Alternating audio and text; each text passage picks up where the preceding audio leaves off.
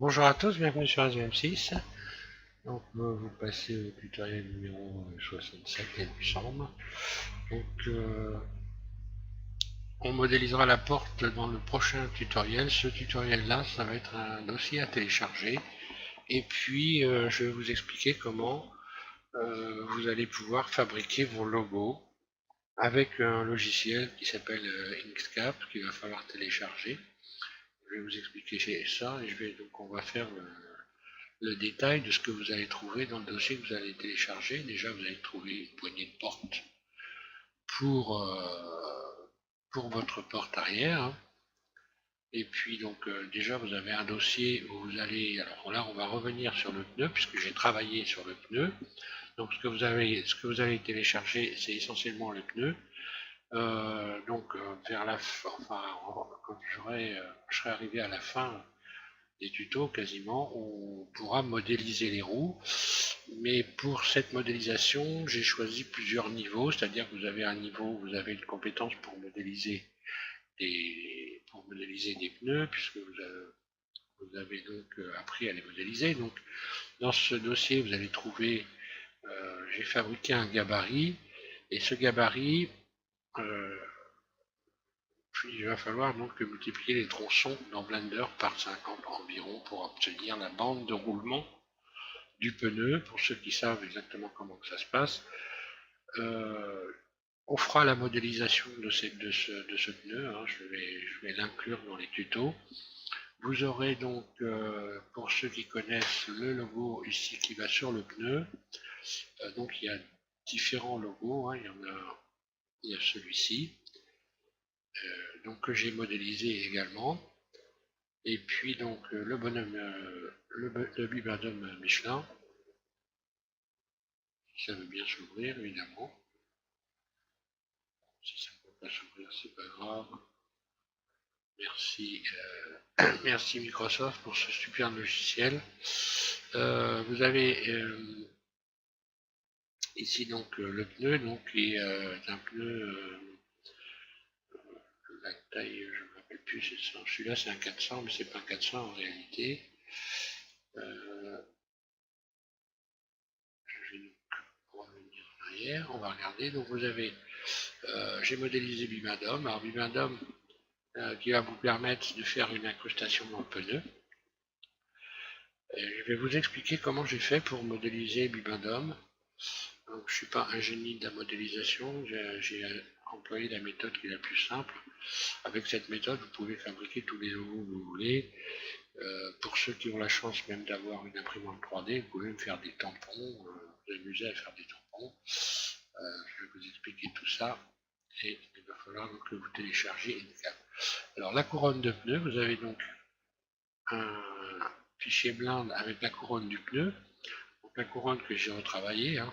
Je vous avais mis un dossier en début de modélisation où il y avait la roue, mais cette roue je l'ai modélisée il y a très longtemps et donc j'avais fait quelques petites erreurs ici dans la création de, ce, de cette bande de roulement qui était très lourde, donc là je l'ai nettement allégée, hein.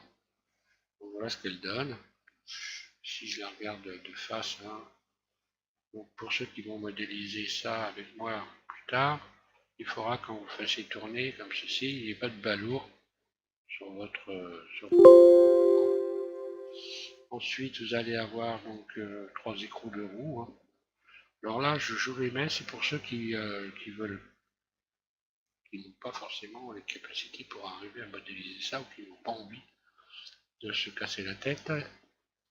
Donc il y a le bibendum et il y a celui-ci, donc qui est la marque du pneu.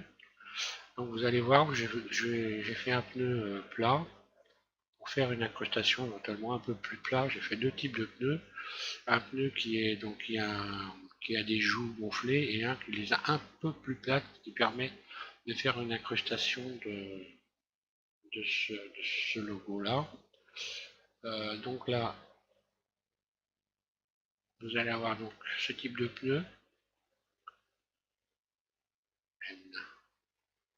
Donc ce pneu-là, donc, qui a donc les joues légèrement plus gonflées.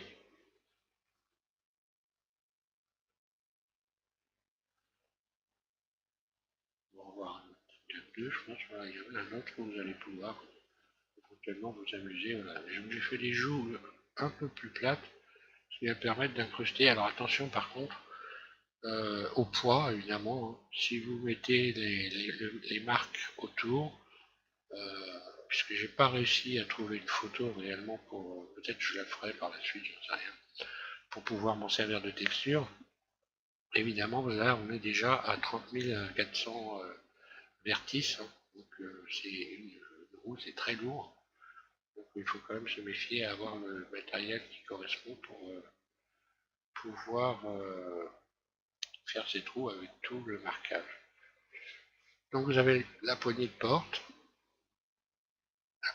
arrière qui est ici. Il va falloir retexturer ça.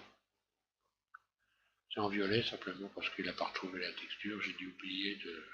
Donc cette partie-là est en noir, c'est un caoutchouc. Voilà la poignée. Donc il y a une roue complète pour ceux qui n'ont pas envie de modéliser, hein. J'avais la roue complète ici, donc avec un pneu, un mini-joue un peu gonflé. Donc cette roue, hein, elle est elle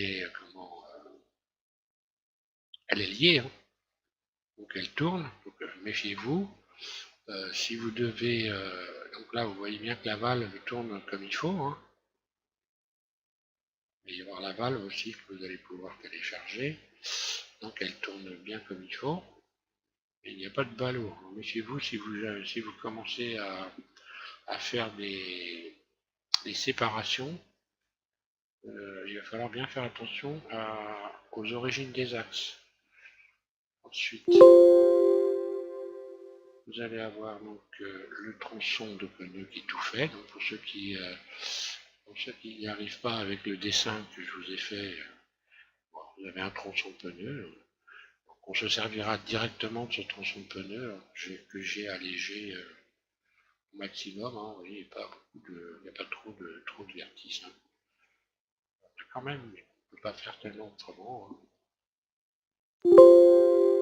Mais bon, on arrive à un pneu, vous verrez, relativement acceptable. Puis vous avez la valve. Si vous voulez monter votre roue comme ça, vous pouvez la monter, vous amuser. Puisque l'essentiel, c'est d'apprendre à déplacer les éléments. J'ai un peu consacré ma chaîne, pas un peu d'ailleurs, beaucoup même, pour les débutants. Et l'essentiel de cette modélisation, c'est d'arriver à déplacer les éléments dans un espace facilement. Arriver à la fin de la modélisation, normalement, vous êtes un caïd du déplacement d'objets, de vertices, de tout ce que vous voulez. Donc, on va regarder, je vais vous faire voir comment j'ai fait mes logos, ça peut être intéressant. Donc déjà, il faut télécharger ce logiciel, hein. Donc ce logiciel qui est donc Inkscape, donc I-N-K-S-C-A-P-E, Inkscape, vous le téléchargez, il est gratuit. Et donc, je vais vous faire l'expérience, je vais vous montrer ça avec une photo, je vais aller chercher une photo sur le bureau.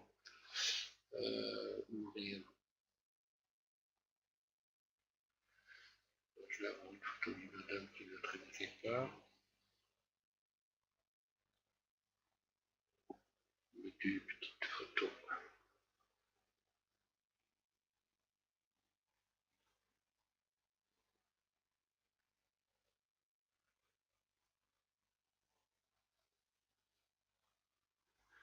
Évidemment, je ne suis pas sur le bureau, ça risque pas de marcher. Voilà. Bon, voilà, je suis allé chercher. Donc, quand vous ouvrez une photo, voilà ce qui se passe. Donc, il faut mieux avoir une photo en PNG, hein.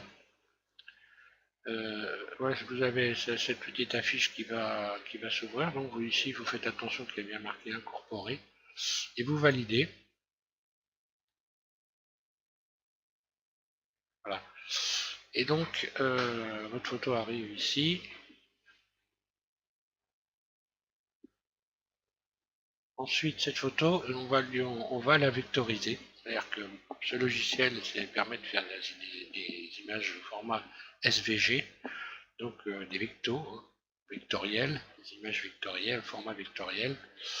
Et donc, dans Blender, vous allez pouvoir donc charger ces images vectorielles, puisque Blender accepte les formats SVG, et je vais vous expliquer après comment. Donc là, vous avez amené votre image, vous faites un clic sur la partie noire de l'image, puisque là c'est un PNG. Hein.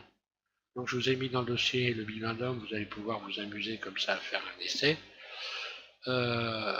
Vous cliquez sur la partie noire, ce qui éclaire tout, ce qui donc sélectionne votre image. Puis vous allez vous rendre, il faut bien regarder, vous allez vous rendre ici dans Chemin, et vous allez sélectionner Vectoriser le bitmap. Ça vous ouvre cette fenêtre. Là, vous allez sélectionner Détection des contours. Donc, il va aller détecter les contours. Vous faites Mettre à jour. Donc, à partir du moment où vous voyez une image ici, c'est qu'il n'y a pas de problème. Si vous ne la voyez pas, c'est que vous avez probablement oublié de sélectionner votre image. Vous préférerez des images avec des tours noirs. Pour la sélection, c'est nettement plus simple. Et puis donc, mettre à jour et ensuite valider. Et à partir de là, voilà ce que ça vous donne. Vous avez un bitmap. Vous avez une image vecto, pardon. Cette image vecto, vous allez l'enregistrer. Donc, vous l'enregistrez sur votre bureau. Hein. Alors, ce qui se passe, voilà ce qui va se passer. Enregistrer sous. Donc, sur le bureau. Format, donc, SVG. Vous lui donnez un nom. Donc là, je vais l'appeler Bibendum 50. Enregistrer. Donc elle est là sur mon bureau.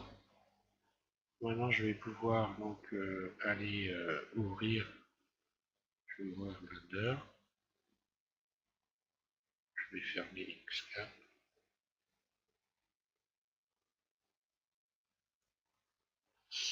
Voilà.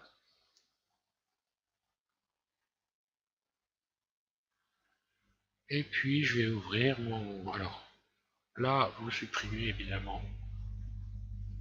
Supprimez le cube, vous vous mettez en vue de dessus et vous allez zoomer tout de suite ici pour arriver.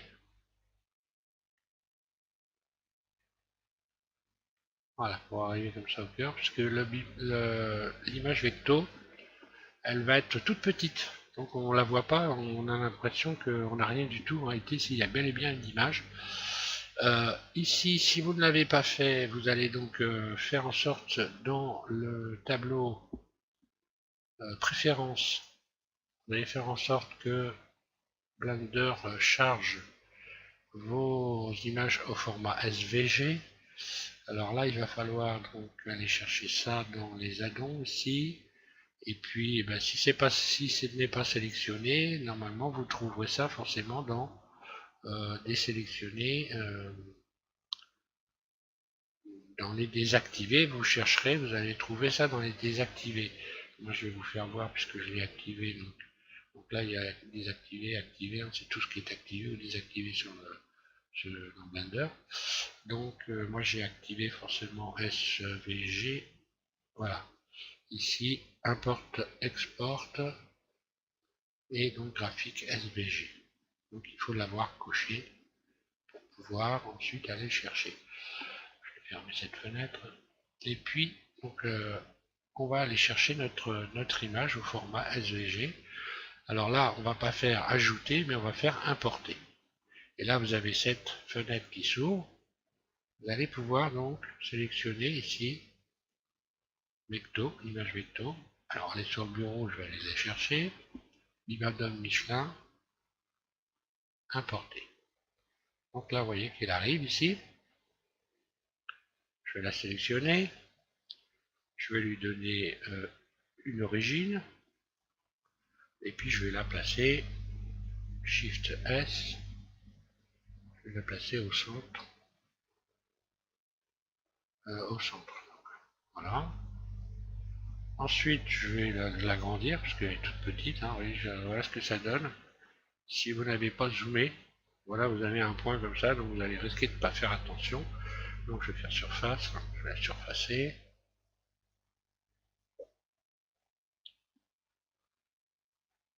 Voilà. Donc à partir de là, ce que vous avez en réalité, c'est simplement une image ici donc avec donc des courbes de Bézier. On voit bien les poignées ici. Hein. Donc il va falloir transformer cette image en vertice, en mèche. Donc je reviens comme ceci. Et puis là, vous allez faire Alt-C et vous allez faire mèche à partir de courbes. Là, vous venez de transformer donc votre objet, bimin là, c'est bimindum, ce que vous aurez mis. Vous venez de le transformer donc en mèche. Ensuite, on va pouvoir l'emmener en mode edit. Vous sélectionnez tout. Et là, on va commencer par triangle, aller dans les faces. Ici, vous allez dans les faces. Donc, soit vous faites CTRL F si vous voulez. Hein. CTRL F, et puis vous allez donc ici, on va donc vers quad. Tri vers quad, ce qui va transformer tous les triangles, puisque là les faces en fait sont triangulaires, ça va être transformé en quad. Toutes celles qui sont possibles, vous voyez que c'est bon là, pas possible apparemment. Donc il y en a certaines qui sont transformées en quad et pas d'autres. Donc ensuite vous allez faire X et puis vous allez donc faire une dissolution limitée. Donc ce qui va déjà faire un grand nettoyage sur le nombre d'arêtes que vous avez. Alors il faut attendre un petit peu, voilà. Déjà vous voyez qu'on a fait un joli nettoyage sur les arêtes et les vertices, donc ce qui va quand même alléger nettement votre objet. Vous vous mettez en vue de face, en vue de face centrée, hein. Vous sélectionnez tout, donc là tout est sélectionné, vous allez pouvoir faire extrude. Là je vais lui donner une autre couleur pour qu'on voie bien. Parce que là il est en noir, évidemment, il a pris la couleur, sa couleur originale, ou originelle comme on veut. Voilà. Et là donc à partir de là vous avez un logo. Vous pouvez faire tous les logos que vous voulez, hein. Il suffit de faire un dessin dans Inkscape, le vectoriser, et puis Blender va vous le transformer en objet. Voilà, donc ce que je disais, pour ceux qui ont la possibilité de se servir d'une imprimante 3D, vous allez pouvoir faire des tampons à encre, hein, si vous voulez vous amuser. Voilà. Donc voilà comment j'ai fait pour faire les logos. Donc je me suis bien amusé, mais bon, c'est assez rapide et puis c'est intéressant, on peut faire plein de choses. Toujours une bonne chose à savoir. Pour ce tuto, pour ce tuto, je pense que je vais m'arrêter là. J'espère que tout le monde a bien compris. Je réfléchis un petit peu, voir si j'ai rien d'autre à expliquer. Si, donc, alors vous pouvez également, il y a une chose qui est intéressante dans Inkscape, c'est que vous pouvez également, alors il faut vous y intéresser, hein, évidemment, hein. Je ne vais pas faire un tuto pour Inkscape, parce que là, je ne finirai pas, mais vous pouvez fabriquer des polices de texte. Donc, vous pouvez fabriquer vos propres polices de texte, ce qui est intéressant aussi. C'est un peu long à faire, mais franchement, c'est sympa, quoi. Donc, des polices de texte, vous pouvez faire vos dingbats aussi. Donc, les dingbats qui sont en quelque sorte des polices avec comme on voit ici par exemple des objets, donc des logos, ça s'appelle des dingbats, et on peut s'en servir dans les applications de texte. Vous pouvez en servir, c'est pas inintéressant. Il y a plein de choses à faire avec Inkscape, c'est vraiment un super logiciel. Voilà. Je vais m'arrêter là, je vous laisse. Je vous invite à regarder le prochain où là on va finir notre portière arrière de chevaux. Donc téléchargez ce dossier, mettez-le de côté, et puis on travaillera tout ça ensemble pour ceux qui veulent le faire. Mais ceux qui n'ont pas envie, bon, vous avez l'arme complète, hein, vous n'avez pas besoin de vous casser les pieds, de voir. Mais bon, c'est intéressant de savoir fabriquer un pneu. Voilà. Merci, et puis donc bonne modélisation.